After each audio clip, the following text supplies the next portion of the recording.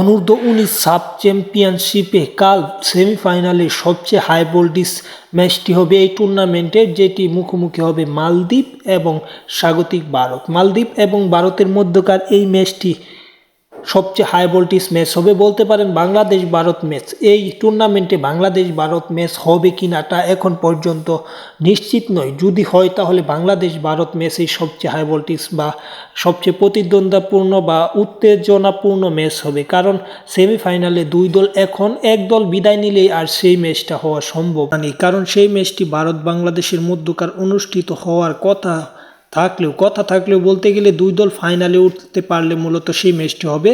যদি নেপালের কাছে না জিততে পারে বাংলাদেশ, তাহলে বাংলাদেশের জন্য সেই সুযোগটা হাতছাড়া হবে। তার আগে মালদ্বীপ বাংলাদেশের বিপক্ষে ড্র করেছে এবং ভুটানের বিপক্ষে ড্র করে সেমিফাইনালে উঠেছে, এবং ভারত দুর্দান্ত জয়ে সেমিফাইনালে উঠেছে, এবং দুই দলই চাইবে ফাইনালের লক্ষ্যে খেলার জন্য।